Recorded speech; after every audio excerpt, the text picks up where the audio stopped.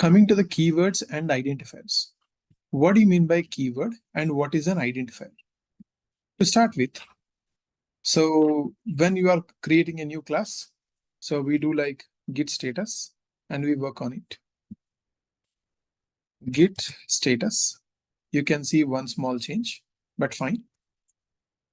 Git checkout -b. So before going to a new branch, first we need to go to the base branch. So what is a base branch? Develop. Git checkout develop. So I want to say like git branch to check like what all the branches I have. Yeah, main is my main branch. So git checkout main. So what it is saying, hey, you made some change here. Do you want it to be overwritten? Yes, if you want to remove those changes, you can say here, remove. So then the changes will be removed. So if I say git status, it will be clean. Now if I do git checkout main, it will be changing to the main branch. Now after this, now we need to create that new branch. Before that, if I say git branch, git checkout -b as new branch, class 04. I create that new one. So now I need to work on it. Yeah, see here. So now we came to our branch. If I say git status, so status is clean.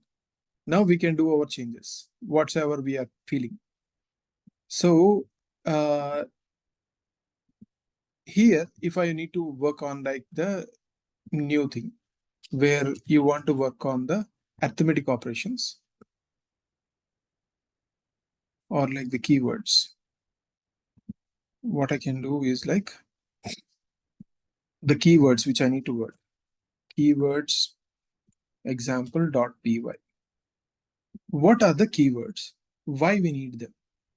So in Python, we have predefined words for working on the things. So if I can take the example, say, yeah. So there were like reserved keywords. If you take, so initially I told when you create a new program, we write like shebang, user, bin, Python 3. This is not mandatory, but it's a good practice. It will be helpful whenever you're working in Linux. So coming to the case of like purpose. So keywords in Python. Keywords means the words which have some meaning in Python. So if I say like Ram, Sham and others, those are names of the people. But if I say like, write, do, these are all what? English words. So like that. So within programming languages also, there were some words which are reserved. So there are 35 keywords which are reserved in Python. So when you use them, so they have some purpose. We should generally not use them. And these are like the reserved words. So what is the general nomenclature to mention is that anything we call it as a variable. If it is a reserved word of that language, it is called as a keyword. But if it is anything else, it is called as an identifier. So generally, if someone speaks about a variable, so we should think like that. So most commonly, people interchange the variable with the identifiers. So we should have a note of that.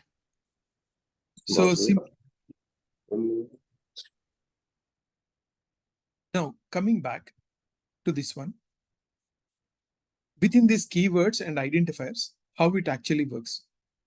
So if you want to know the list of keywords which you don't know, see basically, who will remember all these keywords every time? It's very difficult. So Python gave with one concept called as a module. What is a module means? Something which is already defined, we can just use it. Now, for the first time, you are using a module that is called as keywords. So keyword is a module which we are using. So this is how you load a module. Loading a module. So when you install Python itself, so some modules will be automatically installed. Along with that, we can install new modules. But if you install a module, this is how you work. So now, as you installed, you can run this program and see. If I say like, Python, so keywords, I can't go because it was in some other directory. So if I go to 01 introduction, that's where if I say ls, I can see this particular file keywords.py. Now, if I say Python keywords.py, so what it is saying, hey, this is a module called as keywords. To understand it much more clearly, you remember I told to clear the screen and run that program. So now you can see only the output. It is saying, hey, module keyword is present in this directory. Because Python is stored in this directory, in that there is a keywords.py file. Means, in fact, that is also a Python file only. So it was written, but we should not touch that file because those are built-in modules. Now, how to use this module? So you need to know something called as dir. From now onwards, you need to do the same thing. Python is an object-oriented programming. Means everything is treated as an object. So everything has the same properties. If you have any module on any variable or anything, what are the uses of it? If you want to know the uses of that particular thing, so we can use this dir. If you have a pen, you can use pen for the drawing, for writing, for signatures, or like scratching anyone or hitting anyone. Like that, if you have any module or any object, if you want to know its usages, we need to use dir. So when you ask the dir, it will give a lot of attributes. But for time being, ignore the things which have underscores on either side. So these were all things, for everything there are underscores, right? Both sides, ignore them. Then what are all things are left? These one. Even in this also, we don't need everything. So just we need to focus on one thing for our example. So keywords. If you want to see here, you can notice. So you understood the dir, you understood what we want, but after that, if you want to make an empty print, then it's easy, right? You see, now you understood. See what all the keywords 35 mentioned, those 35 you are seeing here. So what is the point, sir? Means whenever you are using, you should not use these keywords. Means like the keywords you mentioned directly, it will print the output. You see, true. So, but like if I write the same true, say small true, if I say, will it execute? It will throw an error that, hey, name true is not defined. Do you mean like true? That's what it is asking. No. So now did you understand? Keywords are the words you don't need to define, just you use it. So even if you want to print also, you can print. But if you want defining any other things, those are our variables. So a better way of writing a user-defined variable is like this. My underscore value is equal to something. I assigned a string. It is called as a user-defined variable or an identifier. It's a user-defined variable or an identifier. And one more thing is that you can assign any variable and you can assign some value, right? But remember, when you are assigning a value, you should not assign a value to these keywords. Means don't use your keywords in any of the ways. So you should not use them like an ordinary variables or assign the values. If you believe that you want to do, can't you write like a true value and write something? I think it makes more sense, right? You can write like this. It works. So don't use the keywords directly. And also explicitly, if you want to check something is a keyword or not, you can check like this. So you can do keyword dot is keyword. You remember? Is keyword is one of the attribute. I'm using it. So keyword list means I got a list of all. Is keyword will check whether it is a keyword or not. If I say true, so within string only we should give for it to check. If I give, it will say whether it is correct or not. Yes. Yes, it is a keyword. So that's what we understood. So if I say like, same true, but if I say true value, then if you see here, it says false. Means no, it is not a keyword. So like that, we can check everything, how it works. Now coming to the rules about how to create a user-defined variable. So one first thing, so to consolidate, you need to understand that there were 3 rules only in Python. One, the keyword should not be used as identifiers. That's what I told, right? True, we cannot use like an ordinary variable. We cannot assign the values. So second thing, when you're creating any variable, user-defined variable or identifier, the first letter should not have a number. It can be an alphabet or an underscore. From second letter onwards, you can have numbers also. Means as per rule number 1, if I can see, so I told that we could not use true. True is like 123. If I assign, it will throw an error, as I told. So similarly, if I place like none is also one of the keyword. If I assign a value, what will happen? It also will throw an error, syntax error. So what is the better way is that, whenever we are working, so instead of doing like that, so we can do like this. Instead of capital TRUE, I do it like a small TRUE. Instead of capital NONE, small NONE. So this works. So it is working perfectly. It is not throwing any error. If you print also, it works. Now, one note we need to understand is like pip8. You remember I told on the other day, there is called as pip8. If you just go to the style guide, there were a ton of things. Not everything we can learn in one day. So that's why whenever something is coming, I will tell. You can just casually go and walk through and understand. So what it says is like, you should not create like any variable which is similar to the keyword. True is like a similar to keyword, right? So whereas, none is similar to the keyword none. Rather, can't you use like this? Instead of just true, you can write true value or none value, none result. So it is not exactly like that. You customized it. So this also works technically, but this is not a good practice. Now, did you understand what is pip saying? Pip8 is not giving you rules. It's like guidelines. So traffic guidelines, if you don't follow, what will happen? You will be late to your office. In the same fashion, it happens.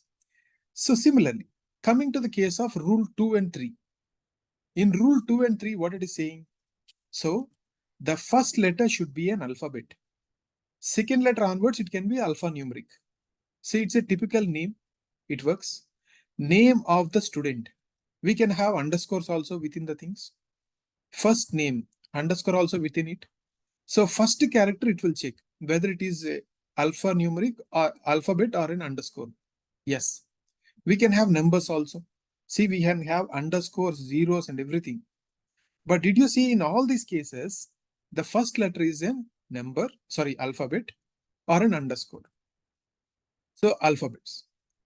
And also one more thing is that pip8 says that whenever you have capitals, so we need to use for the constants. In a particular project, when you are working, you believe that certain things are constants. So then we should define them in capital letters and place in the starting of the program immediately after the docstrings. So, but here as we are learning, I'm writing here only. So whenever you have a constants, you should do like this. Whereas you cannot use a different kinds of conventions as mentioned. So here, you see here, the variable is starting with a dollar. It is not defined. So variable is having like, underscore hyphens. It is not defined. White spaces are not defined. So we should not have. And also we should not start with a number. In all these cases, it will be a issue. Now, similarly, if I tell this one, can you all tell me, is it a valid or invalid thing? Is it a valid convention? As per the rules, it is not a keyword. And what is the first letter? it can be a alphabet or an underscore. So in this case, first letter is an underscore, it is valid. From second letter onwards, we can have alpha, numeric and underscore. Anything is fine. Now if you execute, it will not throw any error. In the same fashion, if I go one step ahead with these underscores, there are three types of underscores, right? So single underscore, double underscores, and any number of underscores like that. But there is one concept that you will learn when you go for object-oriented programming. So, sir, when you work with classes, there is something called as name mangling concept, where if any variable is not starting with anything, it is like a public variable in general. But if it is starting with like a single underscore, it is called as protected. And if it is starting with two underscores, it is called as private variable. This is very, very important. And on top, there are one different kinds of variables called as dunder methods or double underscore methods or like magic methods. They have some meaning. I will tell afterwards when need comes. They have some predefined values. Means not everything which is having underscore before and after is valuable. There are certain things which were defined like that. So they have some predefined value. For suppose if I take the example of a underscore name. So if I just print like underscore name, you can see what is this underscore name. It is saying main. So for understanding better, if I make like a, so like this, hope you understood what I'm doing. Within quotes, if I do, it will print that as it is. So after quotes also I'm doing. Now if you see here, it is saying name is equal to main. In the same fashion, if I ask another thing called as file. If I am asking file, it is saying that underscore file means the current file name it is giving. Means these are all some kind of metadata associated with that file. They have some predefined values. Sir, what if I create something like, so underscore Pavitra. So I'm just writing my own name, something. Will it work? No. Now, did you see here error is different? I will tell you what is that error afterwards. But did you see here? So it's not defined. Because means it doesn't mean that if you write something with two underscores on either sides, it will work. Even within them also, there is something. So the conclusion from all this thing is that generally use any variables as per the rules, but generally don't start any variable with an underscore initially. Because till you understood that concept, you don't do. Once you understood, you can use that also. This is all the story about like how to work with the identifiers and keywords. So the last point that I want to mention in terms of this is identifier casing.py.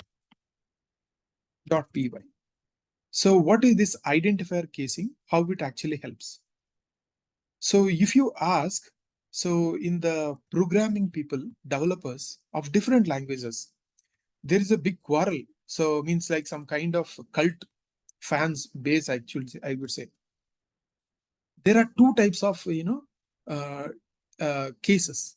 What do you mean by casing means like a variable can be defined in different ways. So first, we need to first understand what is the concept of case sensitivity. So Python is like a case sensitive language. If you go for like a Windows languages, let's say Bash script and others, these are generally not case sensitive. But if you go here, I defined a word called as animal, which is equal to dog. And if I print, it is clear and Python identifier casing. If I execute, it is dog. Now for the same thing, if I ask to print animal, did you see I'm using the same word animal, but did you see I got an exception?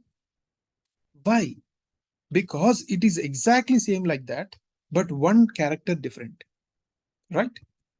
This is the called as a case sensitivity. But if I now define another animal like a pig, will it print pig or dog? So in this case, as I'm using all capital letters, it is different. Means you can have different combinations if you just change one character. Now, if I have like one change character, like animal, I'm making as camel. Now you see here. So this is the concept of case sensitivity. Generally, most of the languages, 90% of the languages support these things. There are very few languages, mainly the window families. So nowadays they are introducing, but not, .NET is in fact a case sensitive. But like, so there are some languages like Bash and others are case insensitive. Now, the second concept within this is like, as I told about the cult fans and others, there are two types of cases called as snake case and camel case. So generally, when you define anything like say student, if I give student equal to Shiva, I'm saying that there is a student whose name is Shiva. At the same time, sometimes when you're giving a variable name, you just now say like, variable one or number two. Because in project, what happens if you do like this, tomorrow you only will not understand why you created that variable. So we should give some kind of meaning to that. For that, you say like employee salary. By seeing itself, you understand that, okay, it is an employee's salary. It's not the employer's salary or someone else's salary. So it gives some idea. Or like if I give something like, cost of mango or selling price of apples. So when this process, you can understand that when you give a meaningful name, you need more than one word to represent. So that's the reason we need to have more than one word. To join all those words, we can use an underscore.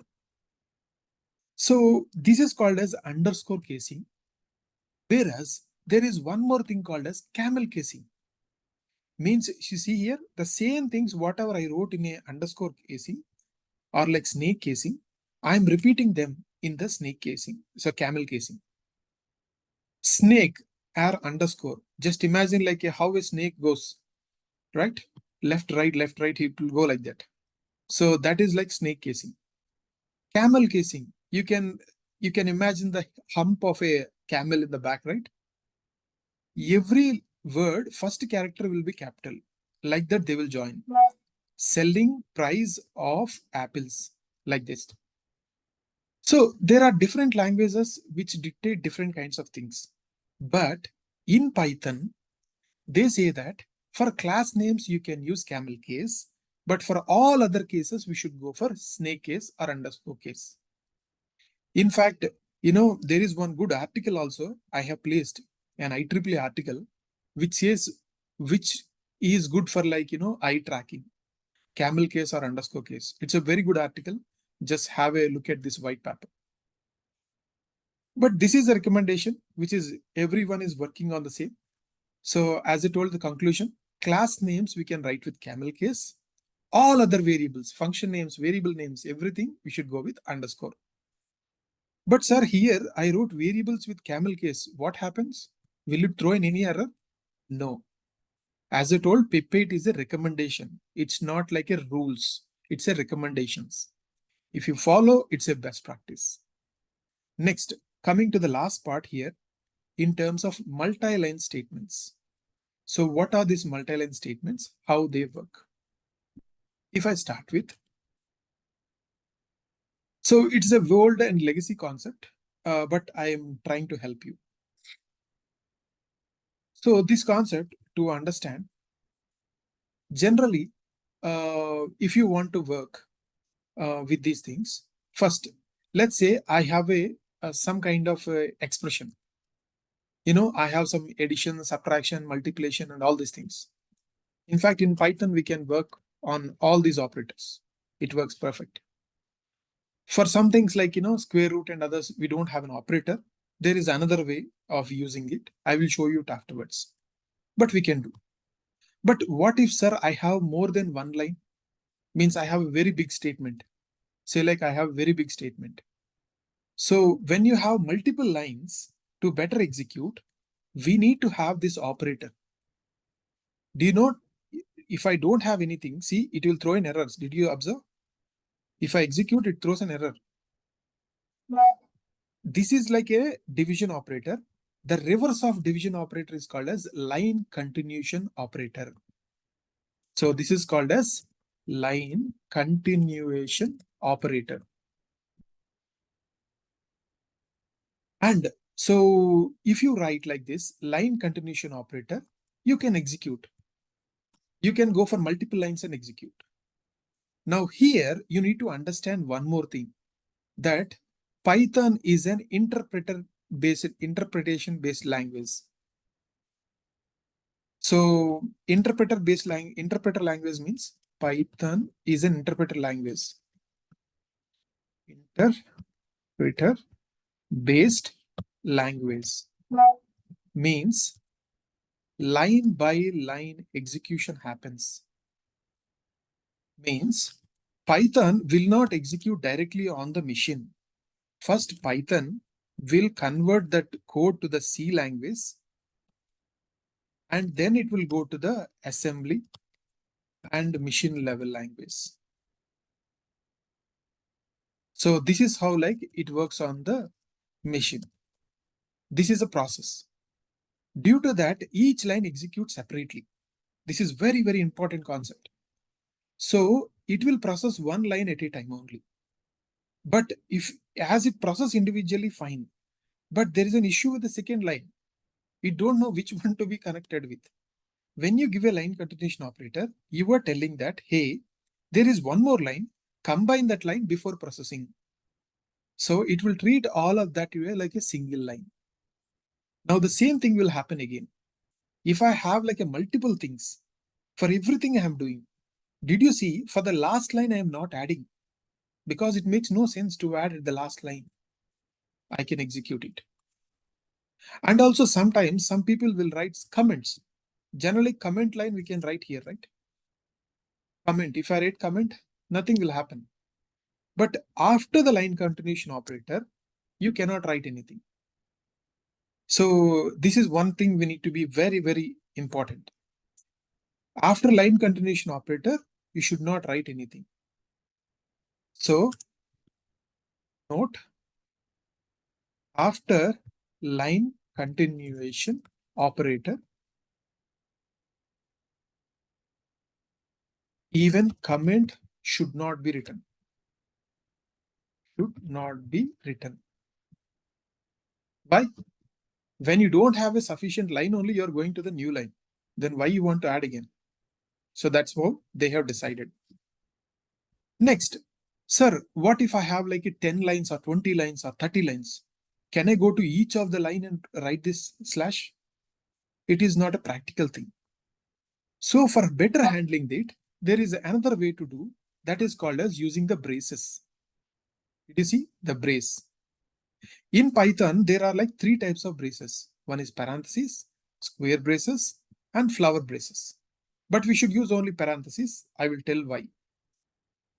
So in this case here, I have this line continuation operator and also the braces also.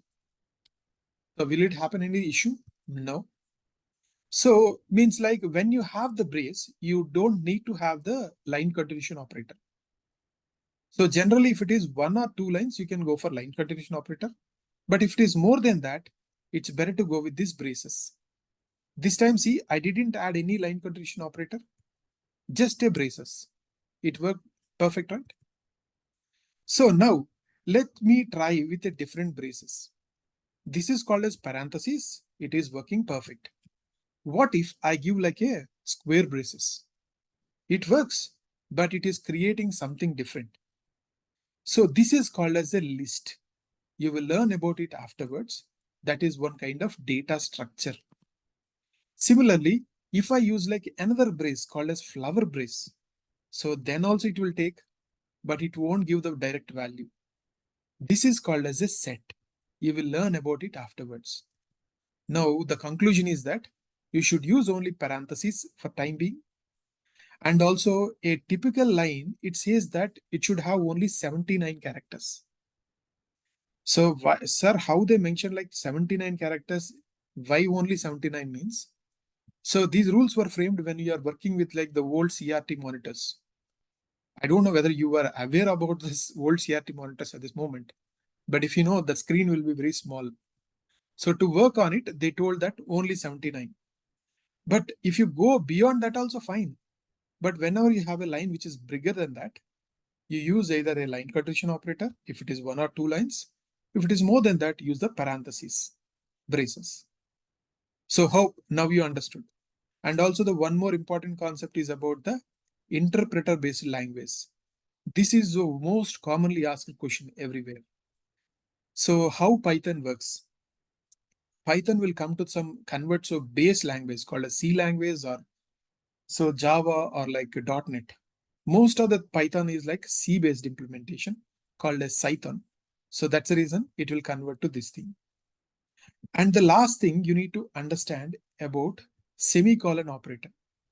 How it actually works means in the semicolon operator, so which is very seldom used, but you need to understand. In Python, there are two types of operators called as logical separator and statement separator. Logical separator and statement separation completion means you remember using comma most of the time till now. You remember if I write like, hello world, what will happen? Clear and Python em so and so. Did you see what it did? Hello world. So hello world Python, if I do, what will happen? Did you see all were connected? Because all were strings, it is possible. But if you want to separate them, you can use a comma. Hope you remember. It works like this. So comma is to separate any kind of logics. Because if it is strings, okay, what if I have a number? Can I do like a numbers or like a none without having a comma? It's not possible. So for in that case, we should definitely have a comma to get like more than one value. So now you understood the importance of this comma, right? How crucial it is playing. In the same fashion, there is one more thing you need to be aware. Whenever you are using a comma, be very careful and diligent. So if I have like, something like this, I can have like a comma separated values. One is a string, one is an integer, and this was is in fact an expression. It's not even a value. So when you give an expression, it will store the final result. Now coming to the use case of semicolon operator. Say I have some small example. I'm creating number one equal to something, number two is something, and I'm adding them and finally printing that result. There is nothing gaga. So very simple. Now the same thing we can implement using the semicolon operator. So what we can do, the same thing we can place, but I can write all of that in the same line. You may ask me, sir, are you a fool to write everything in a single line? Of course, what is the necessity you may ask? I will tell why it actually initialized, say the history. But for now, you see that you can work in both ways. Means in single line also you can work, like this also we can work. Now, sir, is semicolon needed? No. Is it mandatory? No. In fact, if you are writing semicolon, you are indirectly telling to the interpreter that, hey, I have one more statement. So means after the semicolon, if you get anything, treat it like a separate statement. So in the previous thing, what you learned, if you want to treat more than one line as a single statement, use line continuation operator. But if in the single line, if you have multiple things also, if you want to treat them like a separate things, you need to do like this. Now coming to the case of why it actually originated means in Python earlier when we started working for the Python first version, they used to work in the command line. So that's the reason Python they used to call it as a scripting language. So Python is called as both programming language and scripting language also. Why it is called as a scripting language? Because in the evolution cycle, it is initially evolution like this one. like an awk script and others, they evolved like that. We can do Python -c, and you can give any statement, it will give that output. You can do any computation. You see here, whatever my statement is there, all of that I wrote like in a single string, and I did like a Python -c. So at the time when the initial version is there, they don't have much complexities. But over a period of time, as they are adding more complexities, they thought like, command line, they cannot execute. They need some file system. That's where they came up with .py. And that's how the language evolved. So that's the reason still Python, they call it as a shell scripting, scripting language, sorry. Scripting language and general purpose. Generally, scripting languages means what?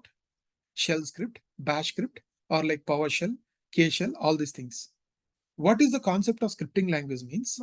You have multiple commands, place all commands in one script and execute together. So where a general purpose programming language, they are designed to create like a solution, like a REST API or a web app or some solution, something. So Python can be treated as both scripting and general purpose programming language. Hope it's clear. So we have touched some very, very important concepts of Python that you need to be aware.